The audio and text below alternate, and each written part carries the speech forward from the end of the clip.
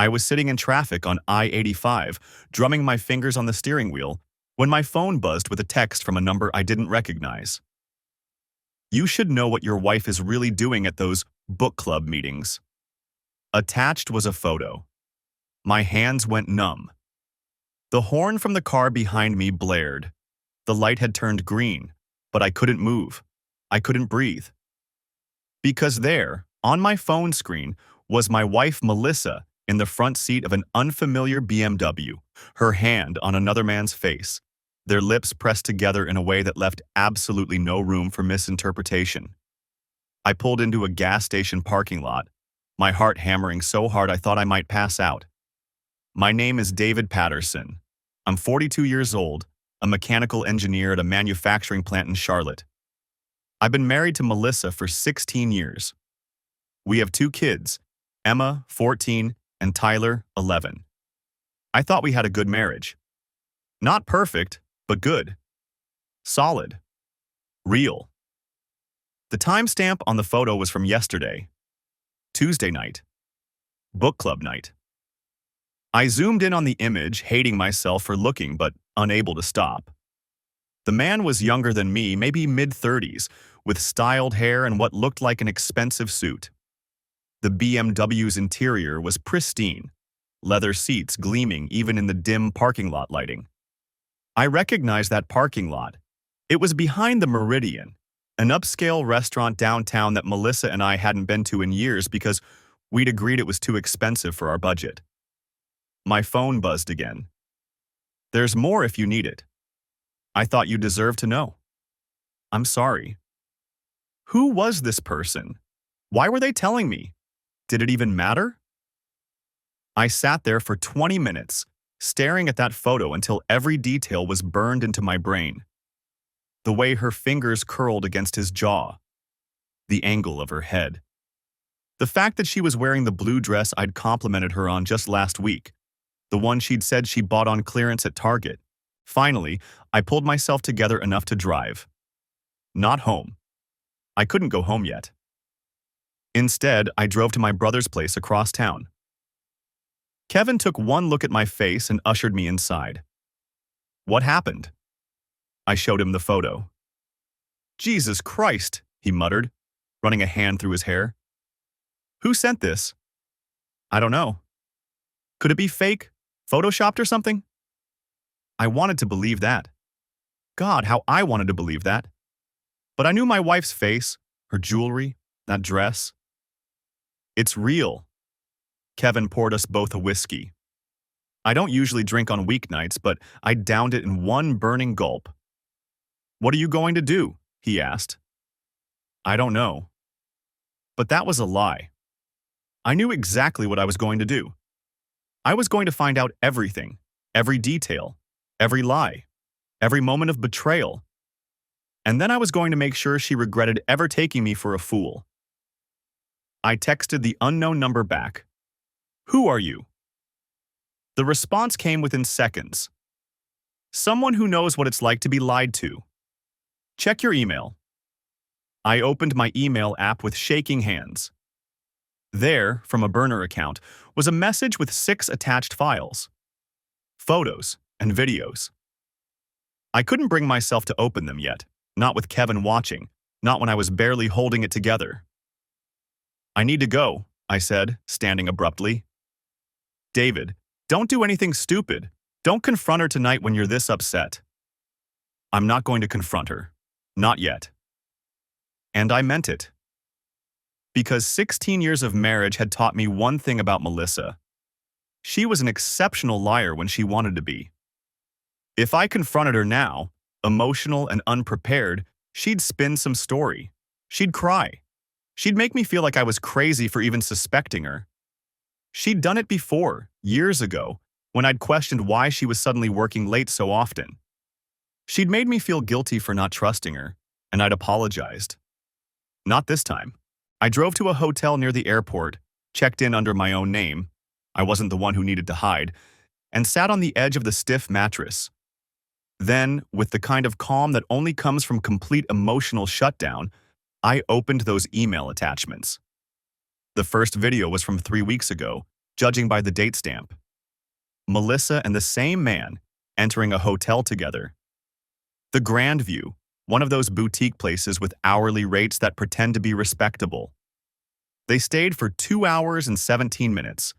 I knew because the second video showed them leaving, her hair messier, his shirt untucked.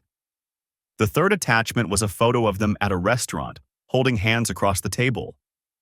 The fourth was another kiss, this one in what looked like an office building parking garage. The fifth was a screenshot of text messages.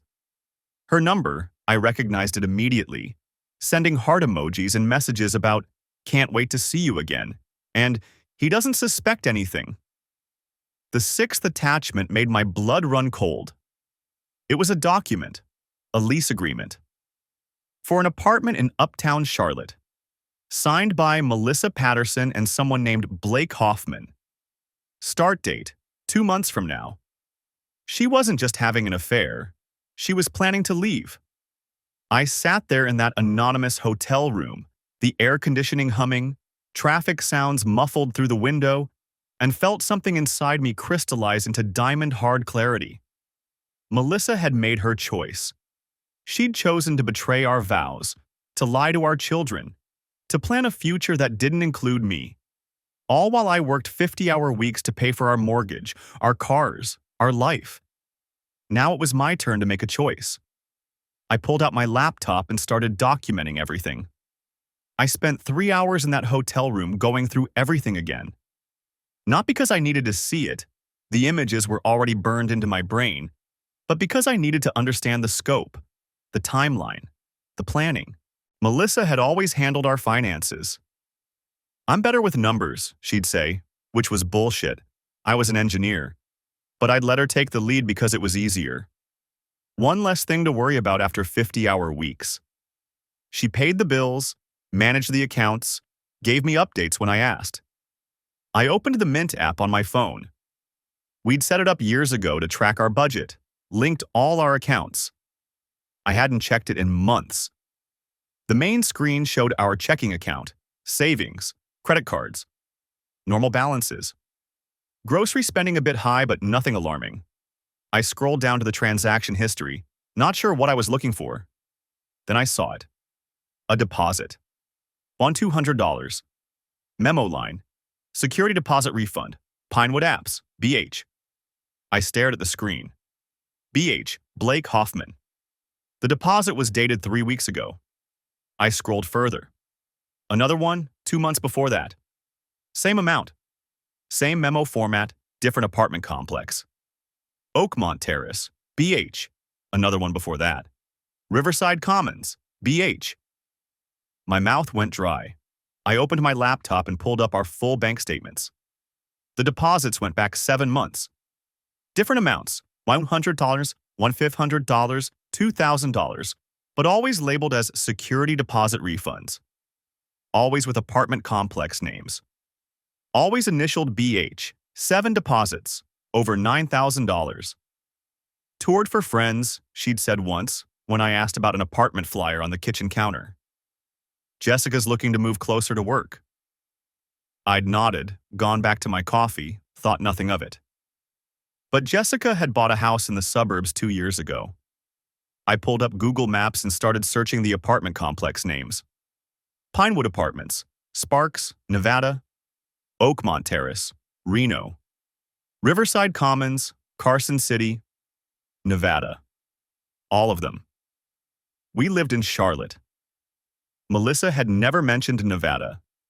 Never had business there, never visited family there. Her parents were in Florida, her sister in Atlanta. I sat back, my mind racing. The lease agreement Blake and Melissa had signed was for an apartment in Charlotte, starting in 2 months. But these deposits, these were from Nevada. Different complexes. Security deposits that were somehow being refunded. It didn't make sense. You don't get security deposits refunded unless you've lived somewhere and moved out. And you don't live in 7 different apartments in 7 months. Unless you weren't actually living there. I Googled fake security deposit refund and started reading. Halfway down the first page, I found what I was looking for. A Reddit thread about hiding money during divorce. Someone explaining how they'd used fake rental agreements and refund checks to move money around without their spouse noticing. My hands started shaking. She was laundering money, moving it somewhere I couldn't see it. $9,000 that should have been in our joint account going, where? I opened a new browser tab and logged into our bank account directly. Clicked through to the deposit images. Each check was from a different property management company, made out to Melissa Patterson, deposited via mobile app. The checks looked real. Professional printing, company logos, signatures. I saved screenshots of everything. Every deposit, every memo line, every check image. Then I started searching for the property management companies. The first one, Pinewood Property Group, had a website. Professional-looking, contact information, online portal for residents. I clicked Contact Us and found a phone number.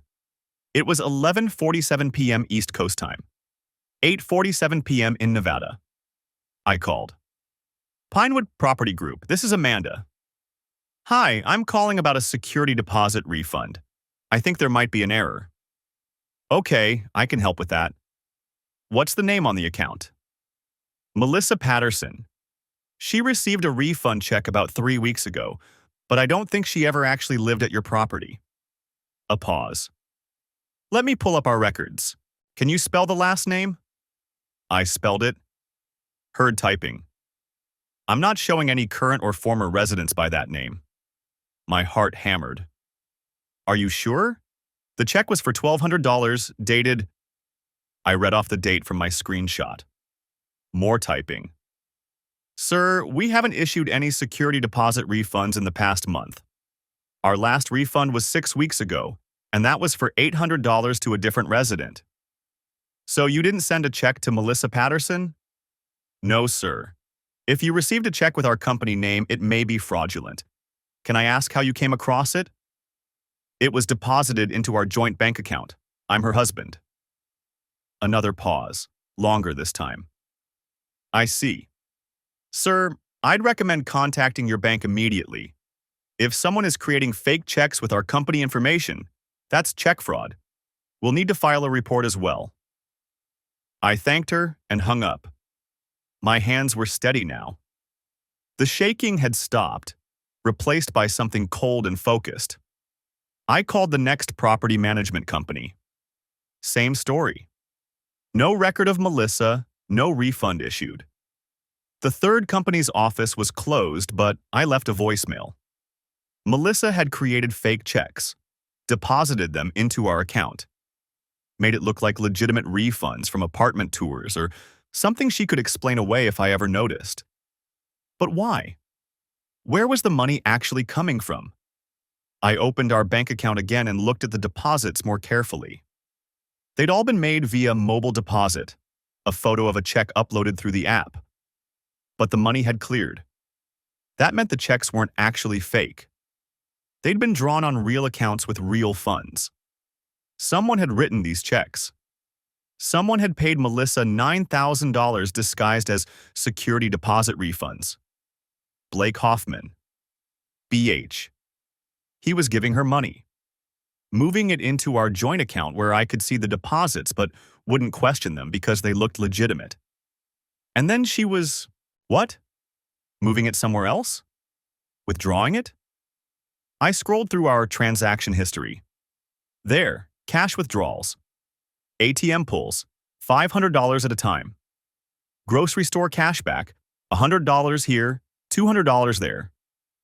Over the past 7 months, nearly $8,000 in cash had left our account in small increments. She was building a stash. Money I didn't know about, couldn't track, couldn't touch in a divorce. I took more screenshots, documented every withdrawal, every pattern. Then I did something I should have done hours ago. I called the attorney whose name Kevin had texted me earlier. It rang 4 times before a tired voice answered. Ryan Walsh. Mr. Walsh, my name is David Patterson. My brother Kevin gave me your number. I need a divorce attorney. It's almost midnight, Mr. Patterson. I know. I'm sorry. but I've just discovered my wife is having an affair and I think she's hiding assets. I need to know what to do before I confront her. A long exhale. Don't confront her. Not yet.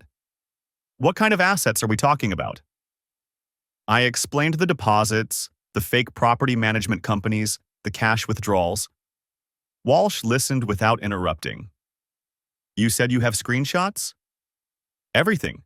Bank statements, deposit images, transaction history. Email them to me, tonight. Do you know if she has any other accounts you're not aware of? I don't know. We have joint checking and savings, and our own credit cards. Check her credit report. You can pull it legally as her spouse if you're on joint accounts. Look for any cards or accounts you don't recognize. Okay. And Mr. Patterson? Don't touch that money. Don't withdraw it. Don't move it. Don't mention it to her. We want to document everything exactly as it is. If she's hiding assets, we'll use this in court. But if you start moving money around too, it muddies the water. Understood. One more thing. Do you have somewhere to stay? Somewhere she can't access your phone or computer?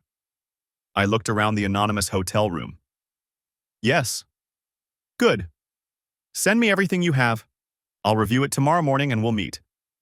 Can you do 10 a.m.? I'll be there.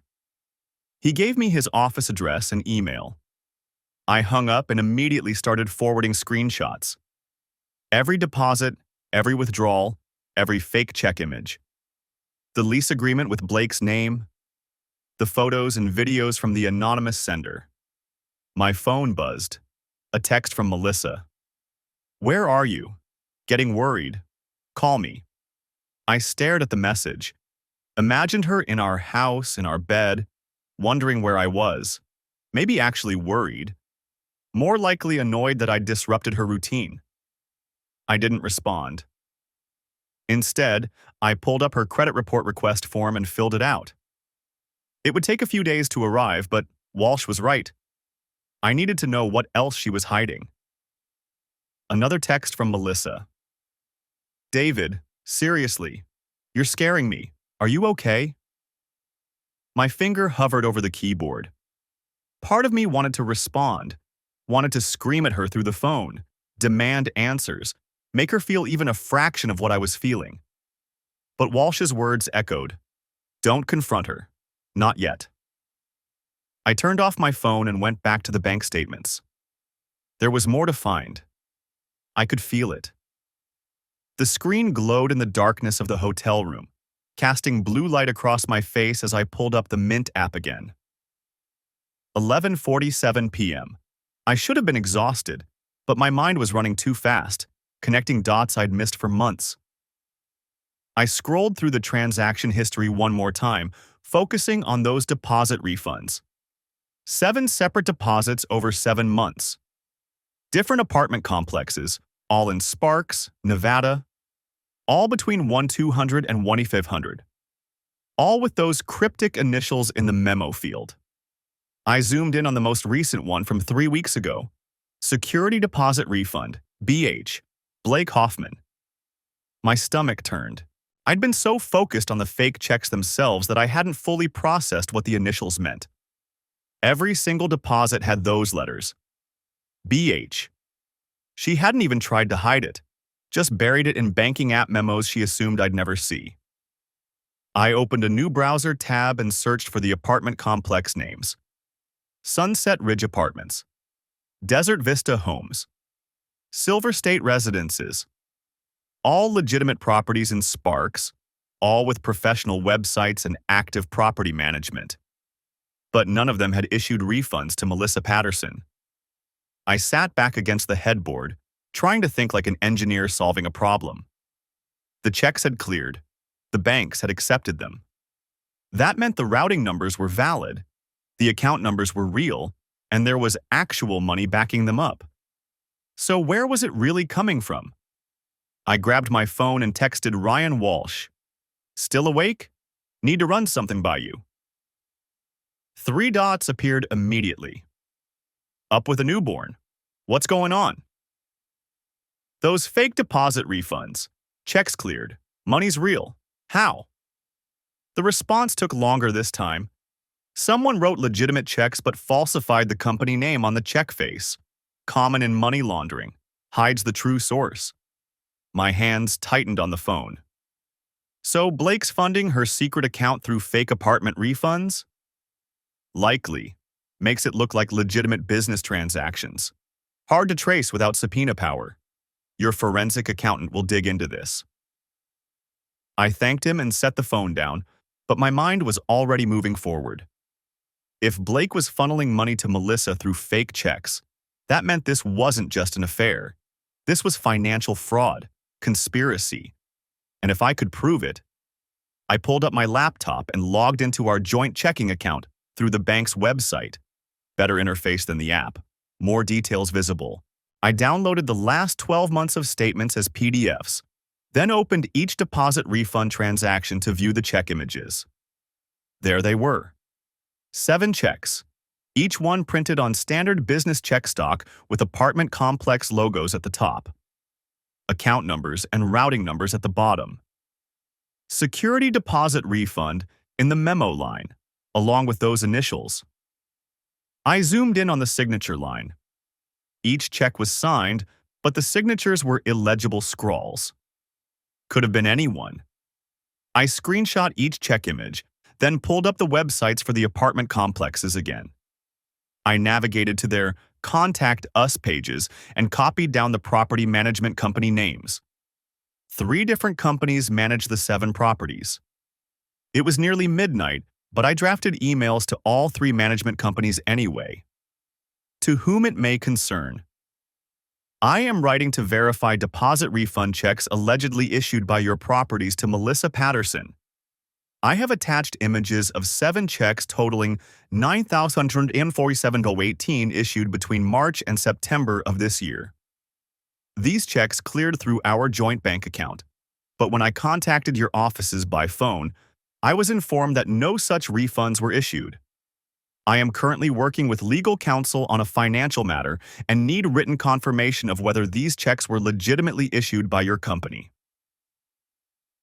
Please respond at your earliest convenience. Sincerely, David Patterson. I attached the check images and hit send on all 3 emails. Probably wouldn't hear back until Monday, but at least I'd have documentation that I'd tried to verify. My phone buzzed. Melissa again. David, you're scaring me. Please just tell me you're okay. I stared at the message. The concern in her words would have worked on me yesterday. Would have made me feel guilty for worrying her. But now, knowing what I knew, I could see it for what it was. Control. She needed to know where I was because I was off script, outside her carefully managed narrative. I didn't respond. Instead, I opened a new document on my laptop and started typing everything I knew. Financial irregularities. Melissa Patterson. 1. 7 fraudulent security deposit refund checks, March and September, totaling $9,147.18.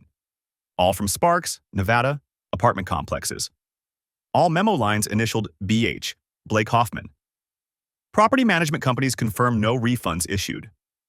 Checks cleared, money is real, source is falsified. 2. Cash withdrawals totaling $8,000 plus over same period. Pattern, $300, $500 every 1 to 2 weeks. No corresponding expenses in joint account. Likely building hidden cash reserve. 3. Lease agreement for Charlotte apartment with Blake Hoffman. Move-in date, November 15th, 2 months from now. Both names on lease. First month, plus deposit, $3,400, paid how? 4. Credit card statement pending. Requested from TransUnion. May show additional hidden accounts or expenses. I saved the document and backed it up to 3 different cloud services. Then I pulled up the photos again, the ones from the anonymous tipster. Melissa in that blue dress at the Meridian. Blake's hand on her waist. The video of them at the Grand View, his arm around her shoulders as they walked through the lobby. The lease agreement with both their signatures. And now this. Systematic financial fraud over 7 months, Money laundering through fake business checks, cash hoarding, secret apartment planning. This wasn't a woman having an affair and feeling guilty about it. This was someone executing a plan. My phone rang. Melissa. I let it go to voicemail. 30 seconds later, it rang again. I declined the call. A text came through. I'm calling Kevin. Something's wrong and you won't talk to me. Let her call Kevin. He already knew everything. Let her panic a little, wondering what I'd found, what I knew. I went back to the Mint app, scrolling further back in our transaction history. If she'd been this methodical about the deposit refunds, what else had I missed? There, March 12th, the first deposit refund. $1,450.18 from Sunset Ridge Apartments. I scrolled up to the weeks before that date, looking for anything unusual. Regular expenses, groceries, gas, utilities, Target, insurance payments. Nothing stood out. Then I saw it. February 28th, 2 weeks before the first deposit. A $200 transfer to an account I didn't recognize. The description just said, transfer to savings 3847. We didn't have a savings account ending in 3847. I clicked on the transaction for more details, but the app only showed what I'd already seen. I switched to the bank website and pulled up February's statement. There it was again. Transfer to savings account 3847, $200. I logged into the main account page and clicked on linked accounts.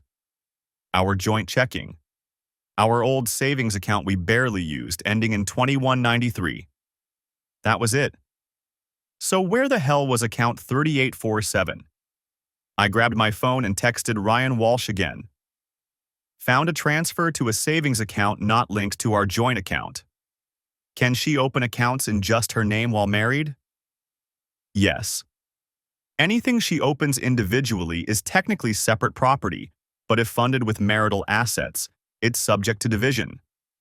How much? $200 in February. Might be more I haven't found yet. Document everything. This is building a strong case for financial misconduct. I went back through the statements month by month, searching for more transfers to account 3847. There, January 31st, $200 transfer. December 29th, $200 transfer. November 27th, $200 transfer. I kept going back. The pattern held steady. $200 transferred on or around the last day of every month, going back 14 months. Before the fake deposit refunds even started. 14 months times $200 was $2,800. Hidden away in an account I didn't know existed.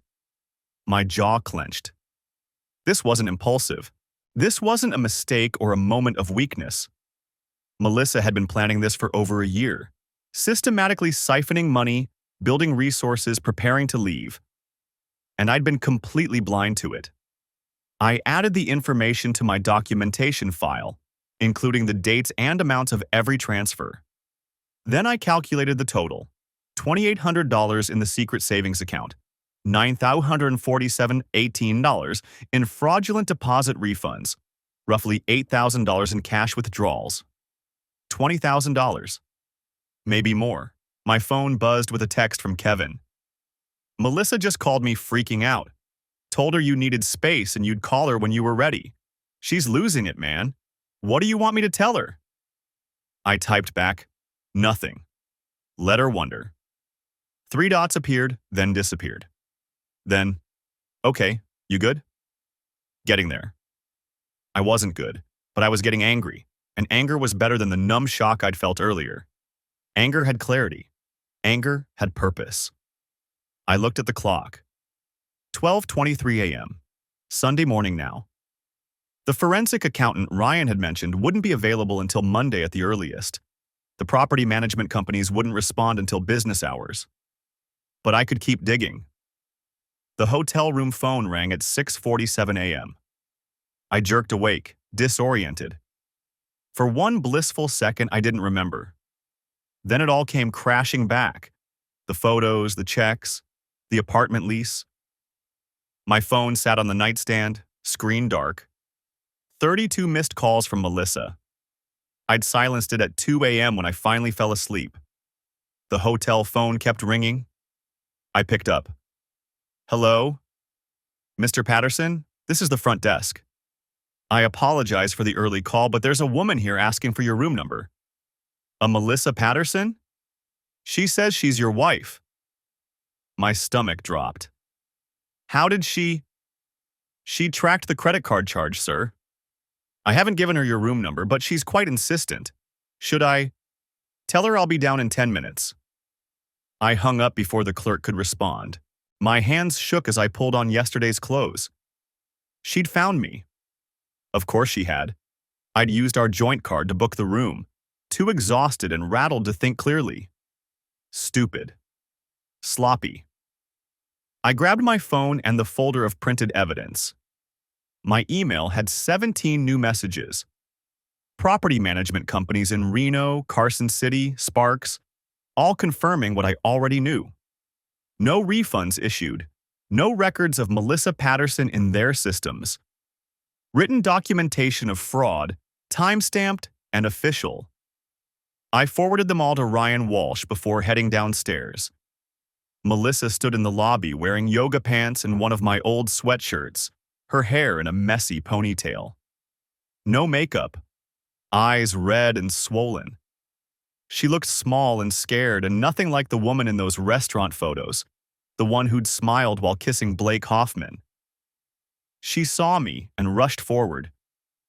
David, oh my God, I've been so worried. You didn't come home, you weren't answering your phone. Not here. I kept my voice flat. There's a diner across the street. David, please just talk to me. What's going on? Did something happen at work? Are you okay? The concern in her voice sounded so genuine. 16 years of practice, I supposed. The diner, I repeated. 5 minutes.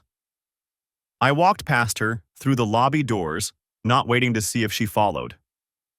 The Sunrise Cafe was nearly empty. A trucker at the counter, 2 construction workers in a corner booth. I chose a table by the window and sat facing the door. Melissa slid into the seat across from me 30 seconds later. You're scaring me, she said. Please just tell me what's wrong. A waitress appeared with coffee. I ordered scrambled eggs I wouldn't eat. Melissa asked for nothing, just wrapped her hands around the coffee mug like she was cold. I pulled out my phone and opened the Mint app. Set it on the table between us, screen facing her. Explain these. She leaned forward, squinting at the screen. I watched her face as she processed what she was seeing. The list of deposit refunds, 7 transactions, all marked with BH in the memo lines. Her expression didn't change, not even a flicker. Explain what? She looked up at me, confused. The security deposits. I told you about those weeks ago, remember? When Ashley was apartment hunting in Reno? I helped her tour places, put down deposits to hold units while she decided. These are the refunds from the places she didn't choose. The lie came so smoothly. No hesitation, no tells. If I hadn't already called those apartment complexes myself, if I didn't have emails from property managers confirming the fraud, I might have believed her. Ashley, I said. Yes. Ashley Cooper, from my book club? She got that job transfer to Nevada. I've been helping her with the move. David, I've mentioned this multiple times. She reached across the table for my hand. I pulled it back. Call her, I said. What? Call Ashley right now. Ask her about the apartment deposits. Melissa's eyes widened. It's not even 7 in the morning. I'm not going to... Call her. David, you're being ridiculous. Why are you acting like this? What's really going on? I pulled up my email on my phone. Found the message from Sunset Ridge Apartments in Sparks, Nevada. Read it aloud. Dear Mr. Patterson, in response to your inquiry, we have no record of any security deposit from a Melissa Patterson or Ashley Cooper during the time period specified. Our policy requires all deposits be paid via certified check or money order, and we do not issue refunds via personal check. If someone has deposited a check claiming to be from our property, We recommend reporting it to local authorities as potential fraud. I looked up at her. I have 6 more just like it. From every apartment complex on those deposit slips. The color drained from her face. So I'll ask again, I said. Explain these. She opened her mouth, closed it. Her hands trembled around the coffee mug. David, there must be some mistake. Maybe they have the wrong records, or the checks are real, I said. The bank verified that. Real checks, real routing numbers, real money deposited into our account. But they didn't come from those apartment complexes. So where did they come from? Silence. Who's BH? I asked. I don't know what you... I pulled out the lease agreement and slid it across the table. Watched her face as she saw her own signature next to Blake Hoffman's. The apartment address. The move-in date, July 15th, 6 weeks away. Blake Hoffman, I said. Is that who BH is? Melissa stared at the lease like it might burst into flames. When she finally looked up, her eyes were wet. David, is that who wrote the checks? Your boyfriend? Did he make them look like apartment refunds so I wouldn't notice money appearing in our account? He's not my boyfriend. Her voice cracked. It's not what you think. Then what is it? She pressed her palms against her eyes. Her shoulders shook. When she lowered her hands, tears streamed down her face. I was going to tell you, she whispered. I swear I was going to tell you. I needed time to figure out how. My chest felt tight. Some part of me, the part that had loved her for 16 years, that had built a life with her, wanted to reach across the table and comfort her. The rest of me sat frozen, watching a stranger cry. How long? I asked. 6 months. Almost 7. How did you meet him? At the conference. The marketing one in Atlanta back in December. We started talking, and then we kept talking. And it just happened, David. I didn't plan it. I didn't want to hurt you. The checks, I interrupted. Explain the checks. She wiped her eyes with a napkin. Blake wanted to help, with the apartment, with getting set up. But I couldn't just deposit large amounts without you noticing, so he made them look like refunds. From different places, small amounts over time, so it wouldn't seem suspicious. $9,000, I said. That's what you consider small amounts? I was going to pay you back. Once the divorce was finalized, once we split everything, I was going to make sure you got your share. My share? The laugh that came out of me sounded harsh. Of money your boyfriend laundered into our joint account using fake apartment refunds? That's fraud, Melissa. That's actual financial fraud. Don't call it that. What would you call it? She had no answer. The waitress returned with my eggs, set them down quietly and retreated. Neither of us touched them. Where are the kids? I asked. At your mom's. I told her you had an early meeting and I needed to run errands. They think everything's fine. Everything's not fine. I know. Fresh tears spilled down her cheeks. David, I know I messed up. I know I hurt you. But we can fix this. We can go to counseling. We can work through it. You signed a lease with him. I can break it. I can tell Blake it's over. You've been planning this for months. The apartment, the money, all of it. You weren't going to tell me. You were just going to leave. She didn't deny it. I stood up, pulled 2 20s from my wallet, and dropped them on the table. I've contacted a lawyer, I said. Ryan Walsh. He'll be sending you paperwork soon. Don't take the kids anywhere. Don't move any more money. And don't contact Blake Hoffman to warn him about anything. David, please. I have documentation of everything. The checks, the lease, all of it. My lawyer says the court won't look kindly on hidden assets and financial fraud during divorce proceedings. Her face went white. You're going to use this against me? You used our marriage as cover while you planned your exit strategy. Yeah, Melissa, I'm going to use this. I walked toward the door. David, wait! I stopped but didn't turn around. I loved you, she said, her voice breaking. I still love you. This wasn't… I never wanted it to be like this. I looked back at her. She sat hunched over the table, mascara-stained tears on her cheeks, looking devastated and small. You should have thought of that, I said, before you deposited the first check. The Mint app notification lit up my phone screen at 2:47 p.m. on a Tuesday, 3 days after the diner confrontation. I was back at work, trying to maintain some semblance of normalcy while my lawyer filed the initial paperwork. The notification was routine. A deposit had cleared in our joint checking account. 1,350. Memo. Security deposit refund. Silver Ridge Apps. BH. I stared at the screen, feeling that familiar cold weight settle in my chest. She was still doing it, even after being caught. Even knowing I had documentation of the fraud. Even with divorce papers being prepared. She was still depositing Blake's fraudulent checks. I pulled up the Mint transaction history, scrolling back through the entries I'd already documented. 7 previous deposits, all supposedly from Nevada apartment complexes. All lies. And now, an 8th, deposited this morning while I'd been in a production meeting. My hands weren't shaking this time. I'd moved past shock into something colder, more calculated.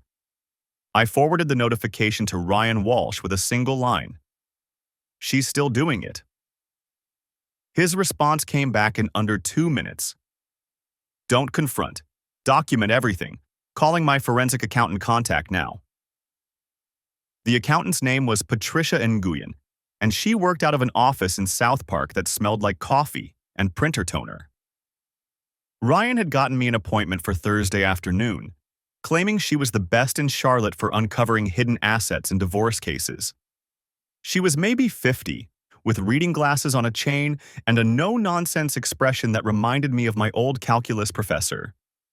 The kind of person who saw through bullshit for a living. Mr. Patterson. She gestured to the chair across from her desk, which was covered in neat stacks of folders and 2 large monitors. Ryan sent over your initial documentation. Impressive work. I'm an engineer, I said. I'm good with details. That's going to serve you well. She pulled up a spreadsheet on one monitor. I've already started preliminary analysis based on what you provided. The pattern is sophisticated enough to avoid immediate detection, but sloppy enough to trace once you know what you're looking for. She turned the monitor toward me. The spreadsheet showed all 8 deposits now, color-coded and cross-referenced with dates, amounts, and memo lines. Notice the timing, she said, tapping the screen with a pen. Every deposit falls exactly 2 days after a corresponding cash withdrawal. She's creating a paper trail that makes it look like she's cycling money, taking cash out, getting refunds, depositing them back. To a casual observer, the account balance stays relatively stable. But the refunds are fake, I said. Correct. Which means the cash withdrawals are pure asset depletion from the marital account, and the deposits are fraudulent income from an outside source, in this case, Blake Hoffman. She's essentially laundering his money through your joint account while simultaneously building a hidden cash reserve. Patricia pulled up another document. I contacted all 8 apartment complexes this morning, posing as an IRS auditor verifying 1099 forms. Not a single one issued any refund checks to Melissa Patterson or anyone else in the amounts listed. I have written statements from 6 of them so far, with the other 2 pending. So we can prove it's fraud. Absolutely. But here's where it gets interesting. She pulled up a new screen, a scan of the latest check. Ryan subpoenaed your bank for copies of the deposited checks. This is the most recent one. The check looked legitimate at first glance. Silver Ridge Apartments printed across the top. A Nevada address, professional formatting. But Patricia zoomed in on the routing number. This routing number belongs to a small credit union in Henderson, Nevada. I called them.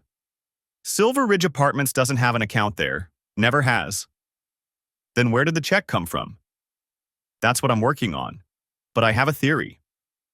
She pulled up a website for a company called Checkmaster Pro. Services like this let you print legitimate-looking checks from any computer. You need an account number and routing number, but those are easy to find online for most businesses. My guess? Blake Hoffman found Silver Ridge's business information, created fake checks using their details, and has been writing them from his own account. Can we trace that? We can try. I filed a request with the credit union to identify which account the funds actually came from. They're required to comply with a court order, which Ryan is working on now. She leaned back in her chair, studying me. Here's what I need you to do. Don't touch that joint account. Don't withdraw anything. Don't transfer anything. Let her keep depositing if she wants to. Every fraudulent check she deposits is more evidence and more criminal exposure. What about the apartment complex? I asked. The lease she signed with Blake. Can we use that? Patricia's expression shifted into something that might have been a smile. Oh, we're absolutely going to use that. What's the property name? The Sterling, Uptown Charlotte. She typed rapidly, pulling up the property website. High-end complex, luxury units. They run credit checks and verify income for all applicants. She looked at me. Did you sign anything? Authorize anything related to this lease?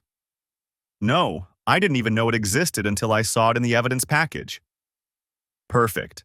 Because if she used any joint assets, tax returns, bank statements, anything with your information, to qualify for that lease, that's fraud. And if she listed your income without authorization, that's identity theft. She picked up her phone and dialed. I listened as she navigated through the Sterling's management company, eventually reaching someone in their leasing office. Yes, hi. My name is Patricia Nguyen, and I'm a forensic accountant working on a case involving one of your upcoming tenants. Melissa Patterson, Unit 847. Yes, that's correct. I need to verify what documentation was provided during the application process. A pause. Patricia's eyes met mine. I see. And was there a co-applicant? Blake Hoffman, correct? And what income verification did they provide? Another pause. Patricia started typing notes. Joint tax returns from 2022 and 2023. I see. And the primary applicant listed on those returns is David Patterson. Yes, I understand. No, Ms. Patterson did not have authorization to use that documentation. Yes, this is a legal matter. She covered the phone's mouthpiece. She used your tax returns to qualify, listed your engineering income as household income for the application. My jaw tightened. She committed fraud to get the apartment. Patricia went back to the phone. I'm going to need you to put a hold on that lease immediately. I'll be sending over documentation within the hour, showing that Mr. Patterson did not authorize use of his financial information and that the application contains fraudulent representations. Yes, I understand you'll need to consult with your legal team. Please do.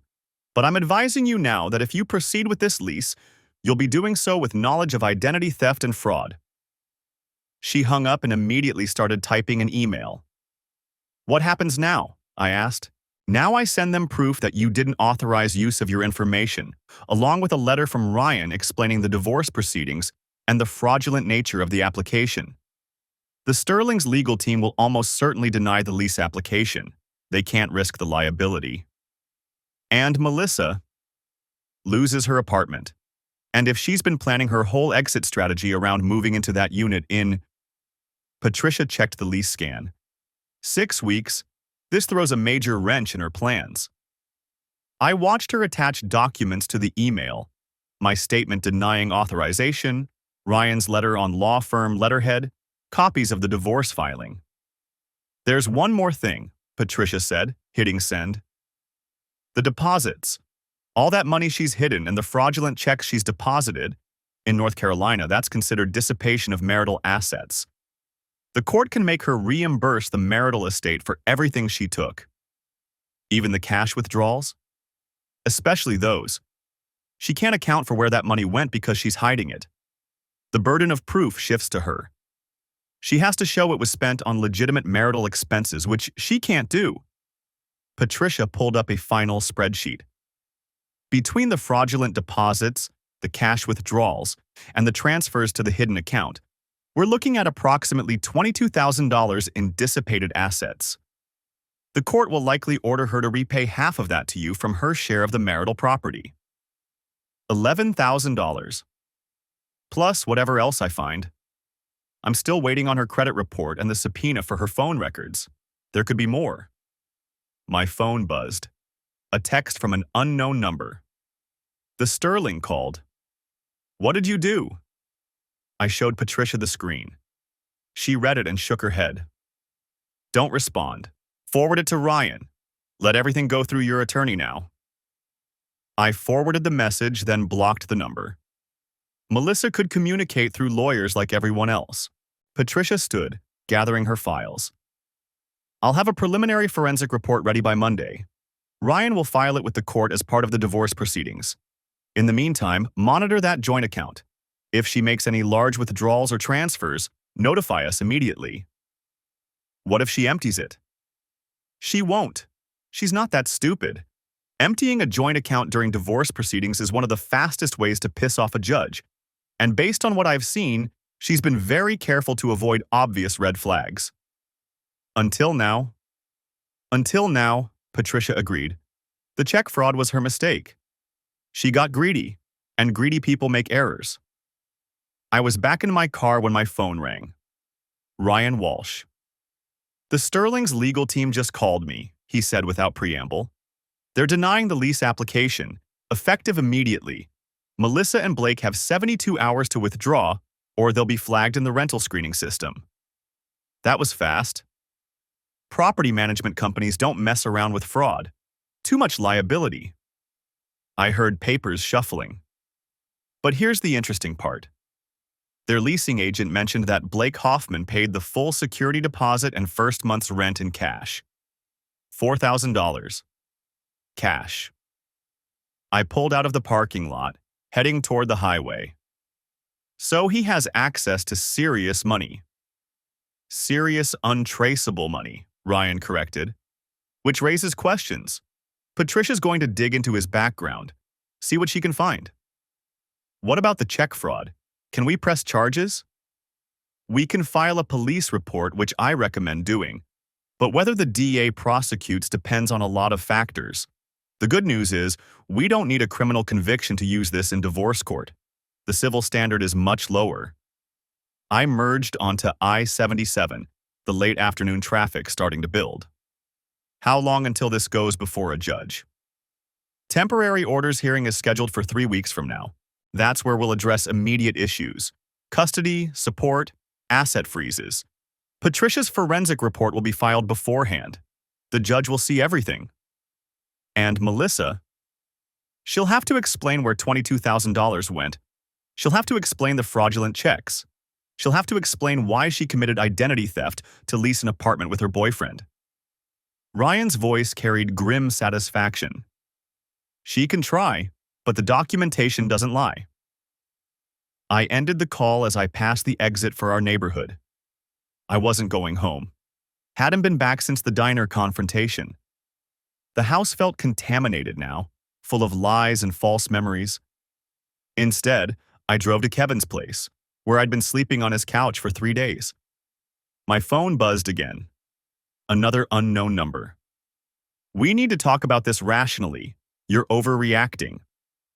I stared at the message, feeling nothing but cold clarity. She was still trying to manipulate, still trying to control the narrative. Still thinking I was the same person who'd believed her lies for 16 years. I forwarded it to Ryan and blocked the number. The Mint app pinged again. I opened it, expecting another fraudulent deposit. Instead, I saw a withdrawal. $4,000. Cash. Memo. Emergency expenses. I took a screenshot and sent it to both Ryan and Patricia. Her den was denied. Her bank account was being drained. Her carefully constructed exit was collapsing. And I was just getting started. The Mint app notification had pinged while I was still in Ryan's office, but I didn't check it until I was back in my car. Just another transaction alert, I figured. Melissa burning through more of our joint account before the temporary orders hearing locked everything down. I pulled up the app at a red light, expecting to see another ATM withdrawal or target run. Instead, I stared at a deposit. Security deposit refund. Desert Vista Apartments. $1,347. The memo line read, "Refund processed in it. BH." My hands tightened on the steering wheel. The light turned green. Someone honked behind me. I pulled into a Walgreens parking lot and opened the transaction history, scrolling back through the past 3 months with a sick feeling spreading through my chest. There, another one. Security deposit refund. Sunset Ridge Apartments. $189. Memo. Refund. In it. BH. And another. Security deposit refund. Mountain View Commons. $189. Memo. Deposit return. BH. I counted 6 deposits total, all from different apartment complexes. All in Nevada. All initialed BH. Blake Hoffman. The amounts were oddly specific, not round numbers like the fake checks Patricia had already uncovered. These looked legitimate at first glance, the kind of refunds you'd get after deductions for cleaning or minor repairs. I took screenshots of each transaction, then opened Google Maps and started searching the apartment names. Desert Vista. Apartments, Sparks, Nevada. Sunset Ridge. Apartments, Reno, Nevada. Mountain View Commons, also Reno. 3 more complexes, all within a 20-mile radius of Sparks. I pulled up the notes Patricia had sent me after our last meeting. The fake security deposit checks had all been from Las Vegas properties. These were different locations entirely. Either Melissa and Blake had expanded their operation or my phone buzzed. A text from an unknown number. "We need to talk. Please. I can explain everything. M." I deleted it without responding. Instead, I called Patricia. "David," she answered on the second ring. "I was just about to call you. I got the subpoena results back from Melissa's bank records." "I found more deposits," I said. 6 of them. All from Nevada apartment complexes. All initialed BH. Different properties than the ones you already flagged. Silence on the other end. "Patricia, what are the property names?" I read them off one by one. "Those are real properties," she said slowly. "I'm looking them up now. Desert Vista, Sunset Ridge, David. These are all legitimate apartment complexes. So Blake actually rented apartments at all these places? That doesn't make sense. Why would he rent 6 different apartments across Nevada and then get refunds on all of them?" She paused. Unless what? Unless he never rented them at all. Unless someone's running a different kind of scam. I felt cold despite the afternoon heat. "What kind of scam?" "Give me an hour. I need to make some calls." Patricia called back in 43 minutes. "I spoke with the property managers at 4 of the 6 complexes," she said. "David, none of them have any record of security deposit refunds issued in the past year. But the deposits are right here in our account." "I know. And that's the problem. Someone deposited money into your joint account and made it look like legitimate refunds from real apartment complexes. But the properties themselves never issued those refunds." I sat in the parking lot, watching a mother wrestle a toddler into a car seat 3 spaces over. "So Blake's been laundering money through our account." "That's my working theory. He writes checks or makes transfers that appear to be from legitimate sources, apartment complexes, property management companies, when in reality, the money's coming from somewhere else entirely. Your joint account becomes a pass-through for funds he wants to get to Melissa without leaving an obvious trail. But why use real property names? Plausible deniability. If anyone questions the deposits, Melissa can claim she toured apartments for a friend, put down deposits, changed her mind, got refunds. It's the same story she tried to use with the fake checks, except this time the properties actually exist. The toddler in the car seat was screaming now, red-faced and furious. The mother looked exhausted. "How much total?" I asked. "The 6 new deposits add up to 7,418. Combined with the previous fraud we documented, we're looking at just under $30,000 Blake has funneled to Melissa over the past 7 months. $30,000.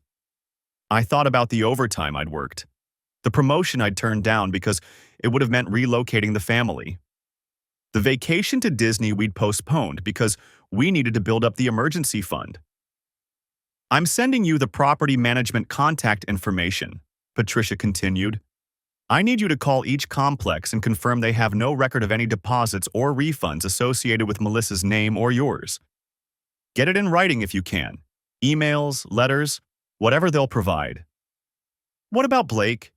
Can you trace where the money's actually coming from?" "I'm working on it. The bank records show the deposits as ACH transfers, which means they were initiated electronically. I've requested the routing information, but that takes time. What I can tell you is that someone set up these transfers to mimic legitimate property management deposits. Someone with access to banking software. Or someone who knows how to manipulate the system, yes." Another text from Melissa. "David, please.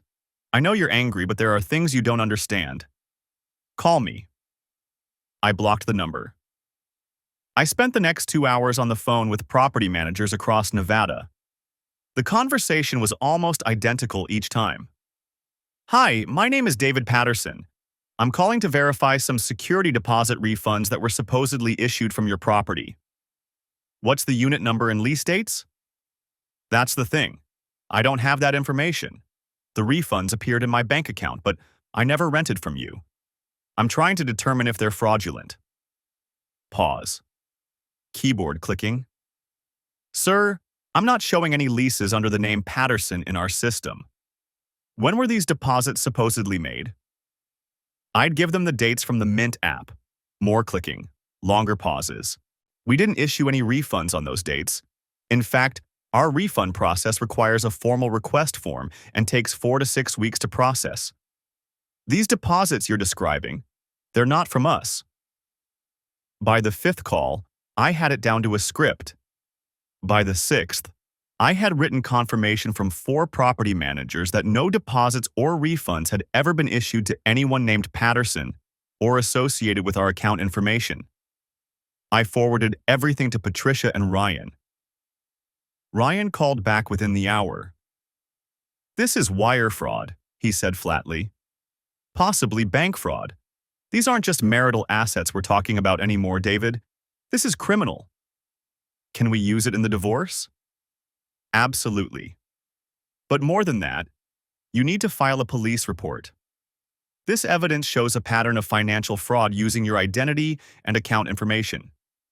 Melissa had access to your banking details, your social security number, your tax returns. She used all of it to facilitate Blake's money laundering scheme. Will the police actually do anything with this level of documentation?" "Yes. I've seen cases like this before. The DA's office takes identity theft seriously, especially when it involves this much money." I sat in the Walgreens parking lot as the sun started to set, painting the sky the color of a bruise. "There's something else," Ryan said. "Patricia found out who Blake Hoffman is." My chest tightened. "And?" "He works for a financial services company in Las Vegas. Mid-level position, nothing fancy. But here's the interesting part. The company's currently under investigation by the Nevada Gaming Control Board for suspicious transactions." Gaming Control Board? Like casinos? Like money laundering through casinos. Blake's company processes payments for several casino operations. If he's been skimming money and using your wife to help clean it. Ryan trailed off. "David, Melissa might be in deeper than she realizes." I thought about the apartment lease that fell through. The $4,000 cash Blake had used for the deposit.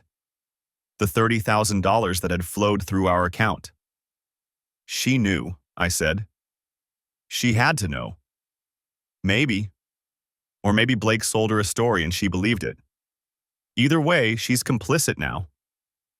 Another text, different unknown number. Blake says we need to talk to you together. This is bigger than you think. Please. I took a screenshot and sent it to Ryan. Don't respond, he said immediately. And don't meet with them. If Blake's involved in the kind of fraud I think he is, you don't want any contact that could be construed as negotiation or conspiracy. What about the temporary orders hearing? 3 days away. We're going to bury her, David. The judge is going to see documented evidence of identity theft, financial fraud, and criminal conspiracy. Melissa won't just lose access to the accounts, she'll be lucky if she doesn't lose custody entirely. I should have felt satisfaction, victory. Instead, I felt tired. File the police report tomorrow, Ryan said. First thing, take all the documentation Patricia compiled. And David, change your banking passwords tonight. All of them. I drove to Kevin's place instead of going home. The kids were still at their friends' houses. Emma at a sleepover, Tyler at a birthday party. I'd arranged it that way deliberately, buying myself time to process everything before I had to put on the dad face and pretend the world wasn't imploding. Kevin took one look at me and grabbed 2 beers from the fridge. That bad? Worse. I showed him the deposit history, the property manager emails, the text messages from Melissa. He read through everything in silence, his expression darkening. Jesus Christ, David. She's not just cheating, she's committing felonies. Multiple felonies, apparently. And this Blake guy, he's using your account to launder casino money? That's the theory. Kevin set down his phone and looked at me hard. You know what this means, right? If the feds get involved, if this turns into a real investigation, you could be dragged into it. They might think you were part of it. I've got documentation showing I had no knowledge. Doesn't matter. You're on the account. Your name, your social security number, your tax returns. On paper, you're as involved as Melissa is. The beer tasted like metal in my mouth. Ryan says to file a police report. Establish that I'm a victim, not a participant. Do it tomorrow. Tonight, you need to lock down everything financial. Credit freeze, new bank accounts, the works. If Melissa's desperate enough to steal 30 grand, she's desperate enough to do more damage on her way out. He was right. I spent the next hour on Kevin's couch with my laptop, systematically changing every password, enabling 2-factor authentication, and placing fraud alerts with all 3 credit bureaus. My phone buzzed constantly. Unknown numbers, all Melissa. We need to talk before the hearing. Blake can explain everything if you just listen. You're making a mistake. This is going to hurt the kids. I blocked each number as it appeared. At 10:47 p.m., a final text came through. Fine. If you won't listen, you'll regret it. I have evidence too. I stared at that message for a long time. Then I forwarded it to Ryan and Patricia and turned off my phone. The temporary orders hearing was scheduled for 9 a.m. on a Thursday. I arrived at the Mecklenburg County Courthouse 40 minutes early, wearing the navy suit I'd bought for my father's funeral 3 years ago. Ryan met me in the hallway outside family court, carrying 2 accordion files stuffed with documentation. Melissa's attorney filed a motion last night, he said, handing me a copy. She's claiming you had knowledge of Blake's financial activities and participated in the fraud. Says you approved the deposits and helped structure them to avoid detection. I read through the filing, feeling my jaw tighten with each paragraph. It was all lies. Carefully constructed lies that twisted every piece of evidence to make me look complicit. She's trying to drag you down with her, Ryan said. Classic strategy when someone knows they're caught. Spread the blame, muddy the waters, hope the judge can't sort out who's actually guilty. Will it work? Not with what we have. He patted the accordion files. Patricia documented everything. Timeline, property manager statements, your police report, phone records showing you had no contact with Blake until after you discovered the affair. The evidence is overwhelming. The courtroom doors opened at 8:45. I followed Ryan inside, taking a seat at the plaintiff's table. Across the aisle, Melissa sat with her attorney, a sharp-looking woman in her 50s named Catherine Mills, who had a reputation for aggressive divorce litigation. Melissa looked different. Thinner, with dark circles under her eyes that makeup couldn't quite hide. She glanced at me once, then looked away quickly. Blake wasn't there. Ryan had explained that he wasn't a party to the divorce proceedings, though his name would come up repeatedly in testimony. Judge Andrea Foster took the bench at exactly 9 a.m.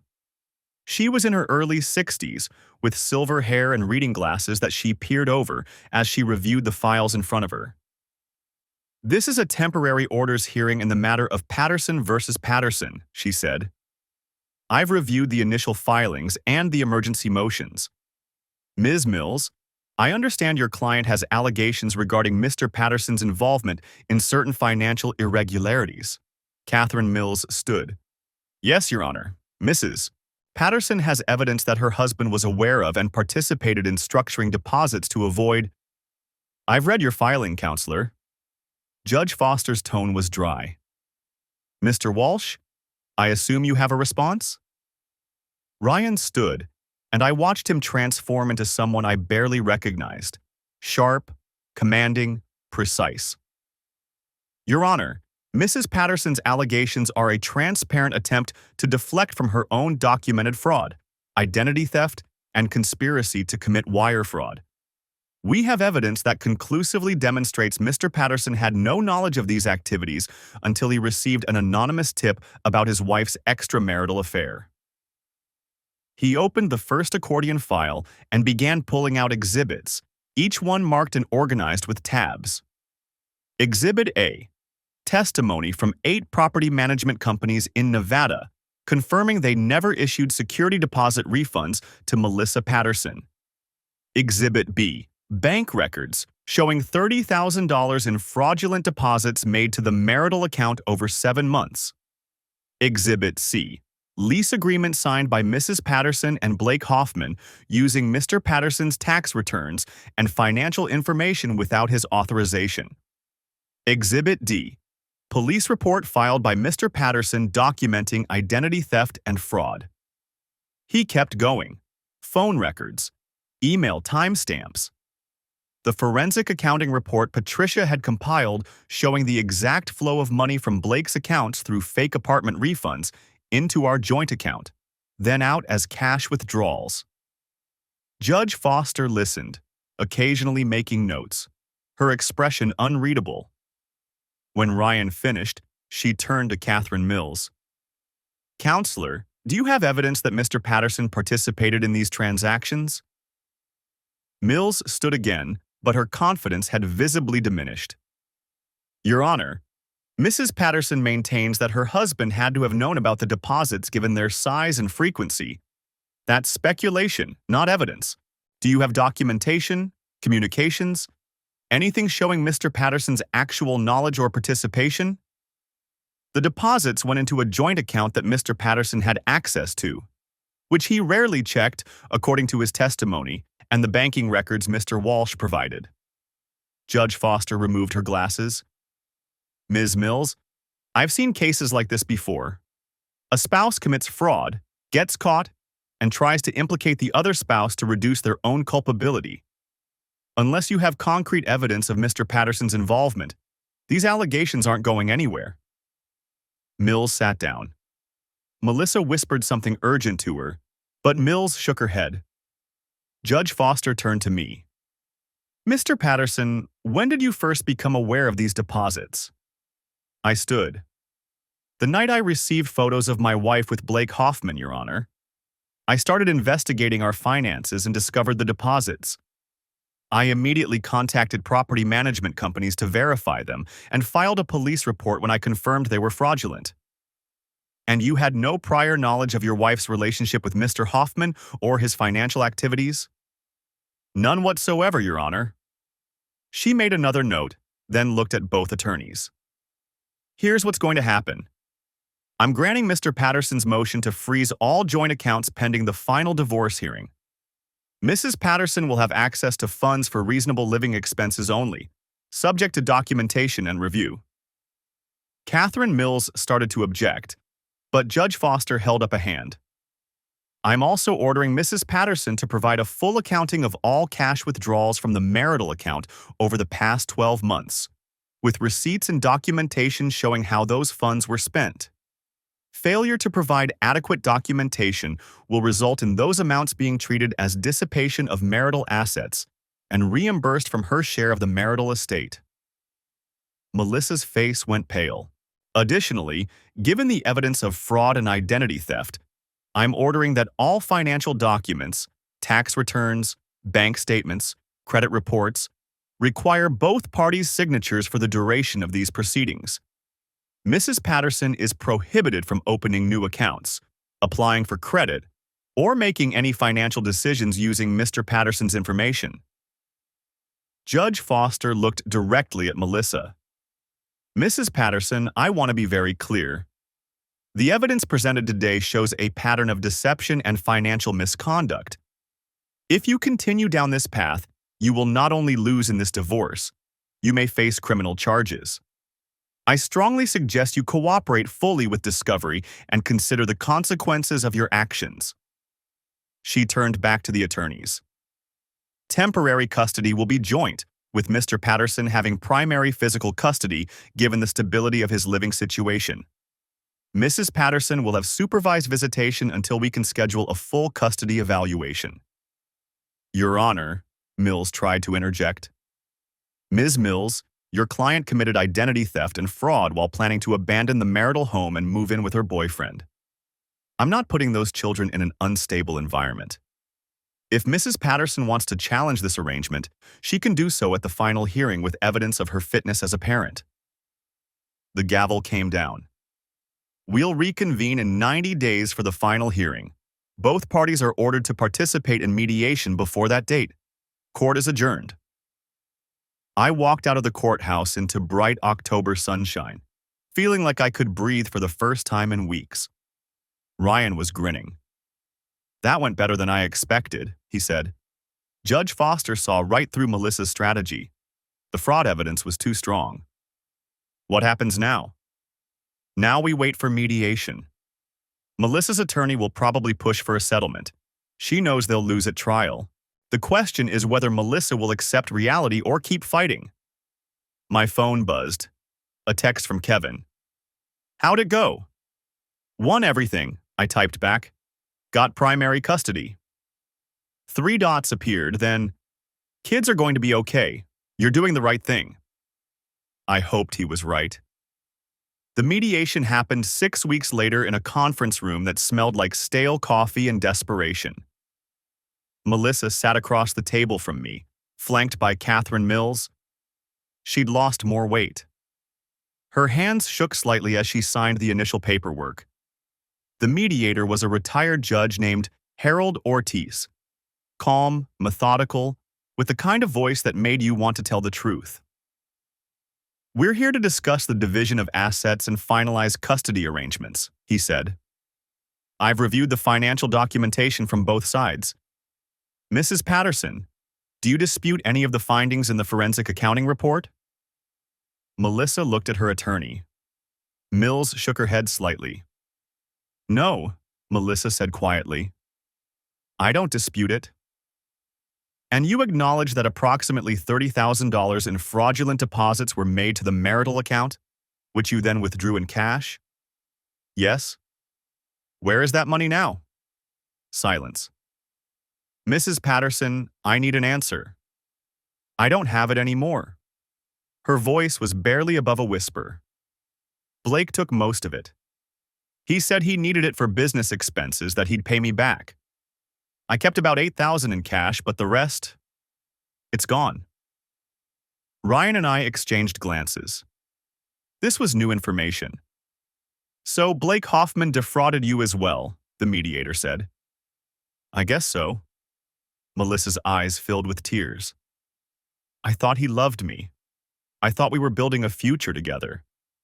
But after David filed for divorce after the apartment lease fell through, Blake stopped returning my calls.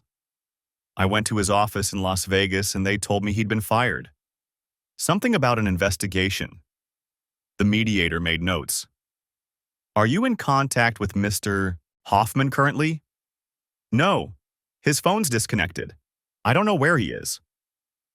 I felt a strange mix of vindication and pity. Melissa had destroyed our marriage, committed fraud, risked everything, and the man she'd done it for had used her and disappeared. Given these circumstances, the mediator continued, I'm going to recommend the following settlement.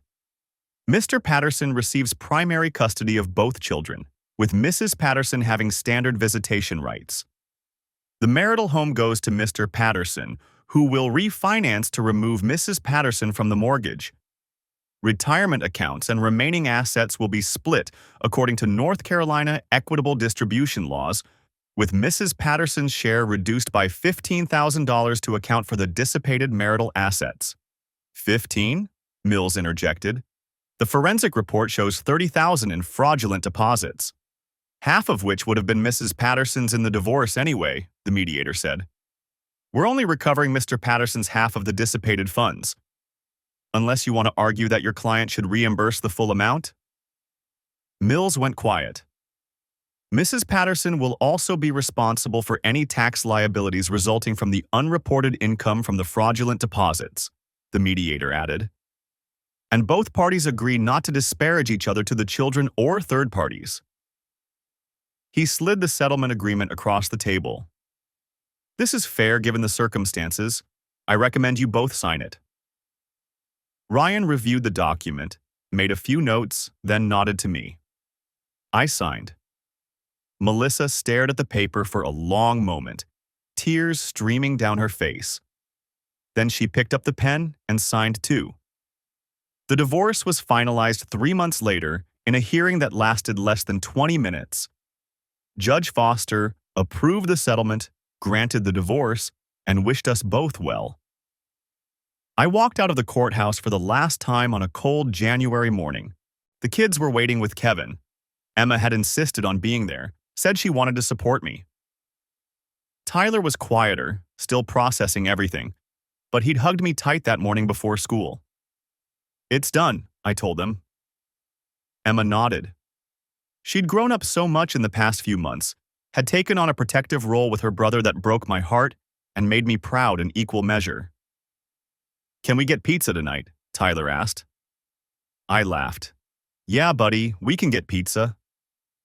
6 months after the divorce was finalized, I got a call from a detective with the Charlotte-Mecklenburg Police Department. Blake Hoffman had been arrested in Arizona on federal wire fraud charges. The investigation had uncovered a massive money laundering scheme involving multiple casinos and dozens of victims. Melissa was named as a co-conspirator, but the prosecutor offered her immunity in exchange for testimony against Blake. She took it. I never asked her about the details. We communicated only through a parenting app now, coordinating pickups and drop-offs, discussing the kids' schoolwork and activities. She'd moved to a small apartment in South Charlotte, was working as a receptionist at a dental office. The glamorous future she'd imagined with Blake had evaporated like morning fog. Sometimes I wondered if she regretted it. If she lay awake at night thinking about what she'd thrown away. But mostly, I didn't think about her at all. On a Saturday morning in late spring, I sat on the back deck of the house, my house now, watching Emma practice soccer drills in the yard, while Tyler built an elaborate fort out of cardboard boxes. The dogwood tree was blooming, white flowers like scattered stars against the green. My phone buzzed, a text from a number I didn't recognize. I know I have no right to say this, but I'm sorry, for all of it. You deserved better. The kids deserved better. I hope you're happy. I read it twice, then deleted it without responding. Because here's what I'd learned in the past year. Some betrayals are so fundamental, so complete, that there's no apology big enough to bridge the gap. Melissa hadn't just broken our marriage vows, She'd shattered the basic trust that holds any relationship together. She'd lied, stolen, committed crimes, and dragged our family through hell for a fantasy that was never real. And in doing so, she'd taught me something valuable. Trust isn't just about believing someone won't hurt you. It's about knowing they value the relationship enough to tell you the truth, even when it's hard.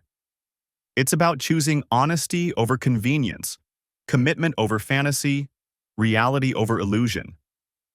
Melissa had made her choices. I'd made mine. "Dad," Tyler called from his cardboard fort. "Come see what I built." I stood up, pocketing my phone, and walked across the yard to where my son waited, proud and beaming, ready to show me his creation. The past was done. The future was uncertain. But right now, in this moment, I had everything that mattered. And that was enough.